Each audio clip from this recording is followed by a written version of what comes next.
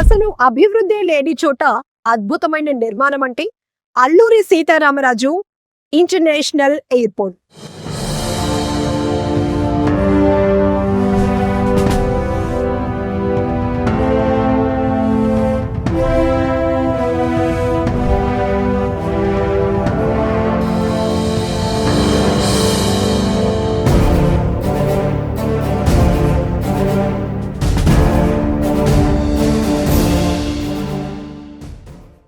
అవును, ఇప్పుడు మనం భోగాపురం ఎయిర్పోర్ట్ కి వెళ్తున్నాం. అందుకోసం వైజాగ్ నుంచి స్టార్ట్ అవుతున్నాం.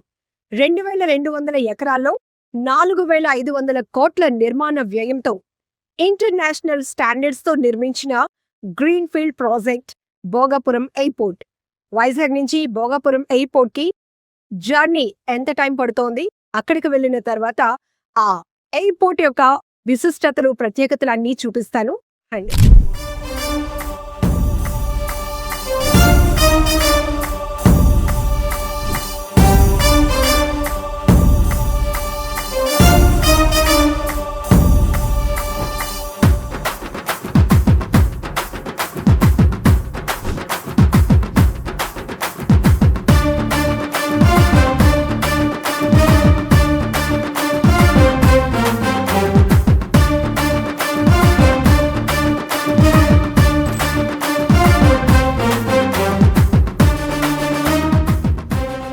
ఒకప్పుడు ఈ ప్రాంతానికి పెద్దగా గుర్తింపు లేదనే చెప్పాలి. అంతగా ఐడెంటిఫికేషన్ లేనటువంటి ప్రాంతం ఇప్పుడు భోగాపురం దేశ దృష్టినే ఆకర్షిస్తోంది. చూస్తున్నారుగా, అల్లూరి సీతారామరాజు ఇంటర్నేషనల్ ఎయిర్పోర్ట్. ఇది ఒక ఎయిర్పోర్ట్ నిర్మాణంగా చూడకూడదు, ఉత్తరాంధ్ర భవిష్యత్తును మార్చే భారీ ఆర్థిక కేంద్రంగా రూపుదిద్దుకుంటున్నటువంటి ఎయిర్పోర్ట్ అని కూడా చెప్పాలి.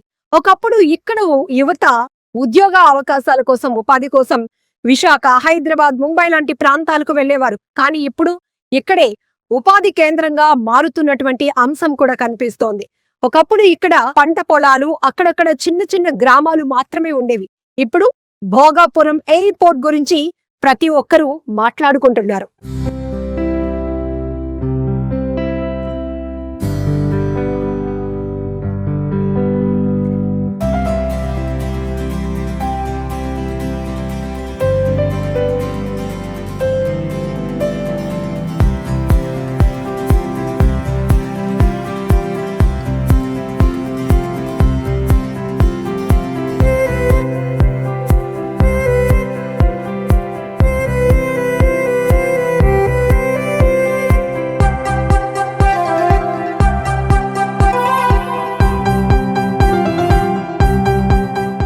ఒక విమానాశ్రయం ఒక ప్రాంత అభివృద్ధిని, ఒక ప్రాంత భవిష్యత్తుని మార్చగలుగుతుందా?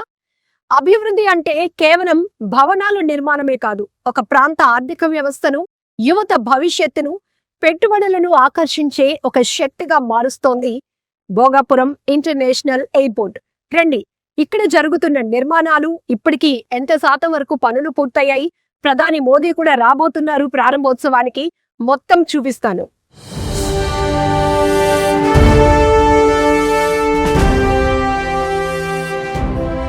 అడవిలో ఒక అద్భుతం అంటే అది అల్లూరి సీతారామరాజు భోగాపురం ఎయిర్పోర్ట్ అని చెప్పొచ్చు. ఎందుకంటే 2200 ఎకరాల్లో 4500 కోట్లకు పైగా నిర్మాణ వ్యయంతో నిర్మితమవుతున్న ఈ ఇంటర్నేషనల్ ఎయిర్పోర్ట్ ప్రత్యేకతలన్నీ చాలా స్పెషల్ గా ఉంటాయి. మరొక 500 ఎకరాల్లో కమర్షియల్ జోన్స్ కూడా డెవలప్మెంట్ కాబోతున్నాయి. అసలు అభివృద్ధి లేని చోట ఇంత అద్భుతాన్ని సృష్టించడం అంటే ఒక్క మాటలో చెప్పలేం కదా. ఆ అద్భుతాన్ని కూడా మనం ఎక్స్ప్లెయిన్ చేయడానికి ఢిల్లీలో ఇందిరాగాంధీ, హైదరాబాద్ రాజీవ్ గాంధీ ఎయిర్పోర్ట్ నిర్మించినటువంటి జిఎంఆర్ సంస్థ ఈ ప్రతిష్టాత్మక బాధ్యతలు చేపట్టింది. ఒక రకంగా ఫ్లైయింగ్ ఫిష్ ఆకారంలో ఈ డిజైన్ ఎంతో అద్భుతంగా ఆకట్టుకుంటుంది. 3.8 కిలోమీటర్ల పొడవైన రన్వే నిర్మాణం చాలా స్పెషల్ అని చెప్పాలి. గంటకు 275 కిలోమీటర్ల వేగంతో గాలులు వీచినా కూడా ఎక్కడ చెక్కు చెదరకుండా తట్టుకునే కెపాసిటీ, బలమైన నిర్మాణం ఇది. ఎందుకంటే ఇక్కడ మనం చూడొచ్చు, సీకి దగ్గరగా ఉంటుంది కాబట్టి ఎట్లాంటి ప్రకృతి వైపరీత్యాలు వచ్చినా, తుఫాన్లు ఇట్లాంటివి వచ్చినా కూడా వాటిని బలంగా ఎదుర్కోగలిగేటటువంటి అంత పవర్ఫుల్ ఇన్ఫ్రాస్ట్రక్చర్ తో పాటు కన్స్ట్రక్షన్ ఇక్కడ బిల్డ్ అయ్యిందని చెప్పాలి. అయితే ఎంత దూరం ఏంటి అనేది చూద్దాం. శ్రీకాకుళానికి 68 కిలోమీటర్లు, విజయనగరానికి 20 కిలోమీటర్లు, విశాఖపట్నానికి 45 కిలోమీటర్ల దూరంలో సెంట్రిక్ పాయింట్ లో ఈ భోగాపురం ఎయిర్పోర్ట్ ఉంది. 28 విమానాలు ఒకేసారి పార్కింగ్ చేయొచ్చు. బోయింగ్ విమానాలు కూడా ఈజీగా ల్యాండ్ అవ్వచ్చు. ఇక లోకల్ ట్రాఫిక్ కి ఎలాంటి ఇబ్బంది లేకుండా 3 వేస్ ని నిర్మించారు. అలానే 77,500 చదరపు మీటర్ల ఓపెన్ ఫ్లోర్, ఎంత మంది ప్రయాణికులైనా హ్యాపీగా ఇక్కడ ఉండొచ్చు. ఇంకా గ్లాస్ ప్యానెల్స్ తో రూఫ్ కానీ, చెక్ ఇన్ హాల్ దగ్గర వెరీ స్పేస్ కానీ, లేకపోతే బేస్మెంట్స్, గ్రౌండ్ ఫ్లోర్ లో 3 ఫ్లోర్స్ కూడా చూడొచ్చు. 40 చెక్ ఇన్ కౌంటర్స్ కూడా ఏర్పాటు చేశారు. ఇక 60 లక్షల మంది ప్యాసింజర్లు రాకపోకలు సాగించేటటువంటి కెపాసిటీతో ఈ భోగాపురం ఎయిర్పోర్ట్ నిర్మాణం జరిగింది. ఇంటర్నేషనల్ సర్వీసులకు కూడా అనుకూలంగా మారితే ఆదాయం కూడా పెరిగే అవకాశం ఉంటుంది.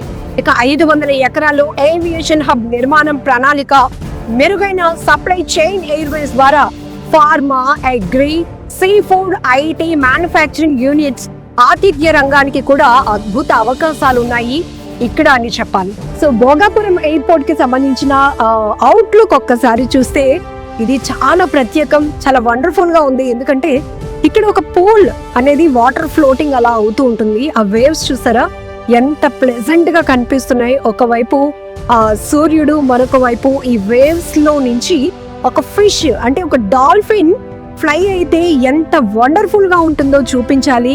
ఇది మన కల్చర్. ఎందుకంటే ఇప్పటికే డాల్ఫిన్స్ అంతరించిపోతున్నాయి కాబట్టి ఈ ఫ్లయింగ్ ఫిష్ అనేది ఒక కాన్సెప్ట్ గా పెట్టాలి అనేటటువంటి ఆలోచనతో ఈ నిర్మాణం కొనసాగుతోంది. ఇక్కడ ఒక్కసారి అవుట్లుక్ ఒక్కసారి చూస్తే గనుక ఇప్పటికే పనులన్నీ కూడా పూర్తయ్యాయి. మరొక వైపు చిన్న చిన్న పెండింగ్ వర్క్స్ కూడా కంప్లీట్ చేస్తున్నారు. సో ఒక ఫిష్ అనేది ఫ్లై అయితే, ఒక డాల్ఫిన్ ఫ్లై అయితే ఎలా ఉంటుందో ఆ నిర్మాణంలో ఈ ఎయిర్పోర్ట్ నిర్మాణం జరిగింది. సో మరొక వైపు లోపలికి వెళ్తే కూడా మన ఉత్తరాంధ్ర కల్చర్, మన ఉత్తరాంధ్ర సంస్కృతి, కళలు ప్రతి ఒక్కరికి కనువిందు చేసేలాగా ఏర్పాటు చేయడంతో పాటు అరకు కాఫీకి ఈ రకంగా కూడా ఒక ప్రమోషన్ ఇవ్వాలి, ఒక ప్రమోట్ చేయాలి, మిగతా అందరికీ కూడా ఎయిర్ ట్రావెలర్స్ అందరికీ కూడా పరిచయం చేయాలనే ఉద్దేశంతో అరకు కాఫీ రుచులు కూడా ఇక్కడ ఉండబోతున్నాయి. అయితే ఆగస్టు 1వ తేదీన ప్రధానమంత్రి నరేంద్ర మోదీ గారి చేతుల మీదుగా గ్రాండ్ గా లాంచ్ కాబోతోంది. ఆ సందర్భంగా మోదీ గారికి గ్రాండ్ వెల్కమ్ చెప్పడంతో పాటు భారీ ర్యాలీ ఉంటుంది, రోడ్ షో ఉంటుంది.